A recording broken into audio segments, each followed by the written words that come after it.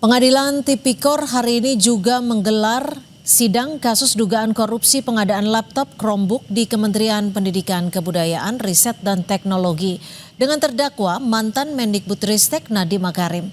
Sidang digelar dengan pemeriksaan saksi dari Jaksa Penuntut Umum. 7 saksi yang dihadirkan merupakan mantan tenaga ahli, staf khusus hingga mantan dirjen di Kementerian Pendidikan Kebudayaan, Riset dan Teknologi. Saksi dihadirkan jaksa untuk memberikan keterangan terkait proses pengadaan laptop Chromebook pada tahun anggaran 2020-2021 yang saat itu berada di bawah tanggung jawab Menteri Pendidikan Nadiem Makarim.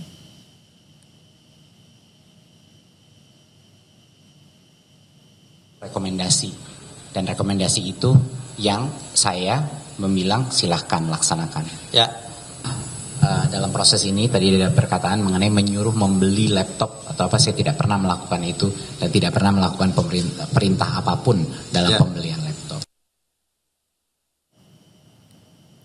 Di persidangan, Nadiem Makarim sempat bertanya ke salah satu saksi soal pernyataan saksi di BAP sekaligus melakukan klarifikasi mengenai salah satu rapat Kemendikbudristek yang berisi pemaparan dan rekomendasi laptop Chromebook. Sebelumnya, Nadiem Makarim didakwa menerima keuntungan pribadi sebesar 809 miliar rupiah dalam perkara dugaan korupsi program digitalisasi pendidikan di Kemendikbudristek tahun 2019-2022. Dalam dakwaannya, jaksa menyebut keputusan pengadaan laptop Chromebook dengan sistem operasi Chrome diambil hanya untuk kepentingan bisnis agar Google meningkatkan investasi penyetoran dana ke PT Aplikasi Karya Anak Bangsa yang didirikan Nadiem. Sekarang pertanyaan saya, mungkin saya klarifikasi. Pertanyaannya adalah, apakah di dalam paparan itu sudah ada rekomendasi konkret atau tidak dari tim? Kalau yang perbandingan itu sudah ada paparan satu slide, ini keunggulan Chromebook, ini keunggulan Windows. Ya. Jadi seperti itu. Dan yang lebih banyak keunggulannya yang mana, Pak? Keunggulannya Chrome OS. Saudara, untuk mengetahui perkembangan sidang dengan terdakwa mantan Mendikbudristek Nadiem Makarim, kita bergabung dengan jurnalis Kompas TV Fedriska Ananda dan juru kamera Denny Yosua. Rizka, apa saja fakta di persidangan yang terungkap dalam persidangan hari ini, Rizka?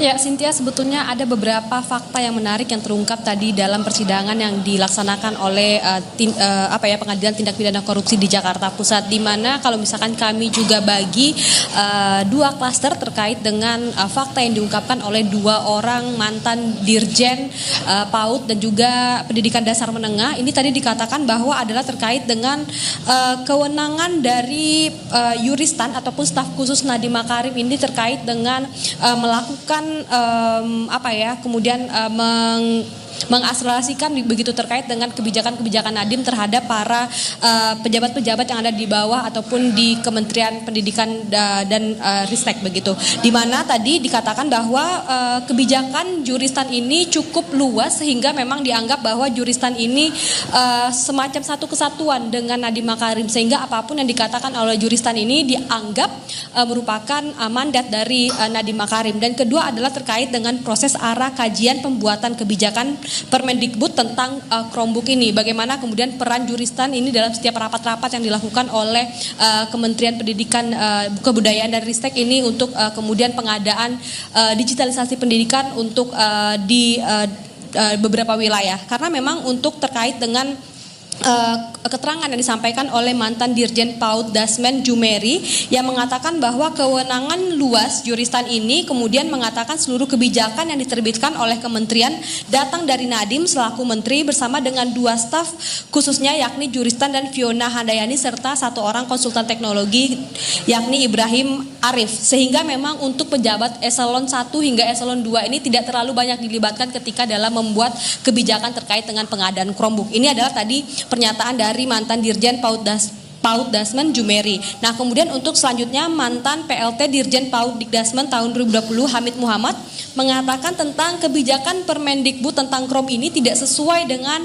RPJMN, yang mana ini adalah merupakan rencana pembangunan jangka menengah nasional, yang mana berdasarkan keterangannya untuk digitalisasi pendidikan ini seharusnya diprioritaskan untuk daerah 3T, namun ternyata selama pelaksanaannya justru kemudian dipusatkan di daerah-daerah yang sudah terakses internet dengan baik dan juga perkotaan. Jadi memang ini tidak sesuai dengan RPJMN. Dan kemudian adalah pengadaan digitalisasi pendidikan ini dikunci ataupun pada spesifikasi produk berbasis Chromebook yang sebelumnya ini belum ada dilaksanakan pengadaan, sehingga memang dikatakan oleh 2 orang dirjen ini bagaimana kemudian pengadaan Chromebook ini sebagaimana sudah tadi dikatakan seperti meramu kopi yang sudah siap disajikan. Jadi memang untuk pengadaannya ini sudah disesuaikan begitu. Terkait dengan yang terakhir adalah terkait dengan pernyataan Juristan dalam salah satu rapat yang mengatakan bahwa ada feedback sebesar 30% dari Google. Tadi fakta ini diungkap oleh PLT Dirjen PAUD Dikdasmen tahun 2020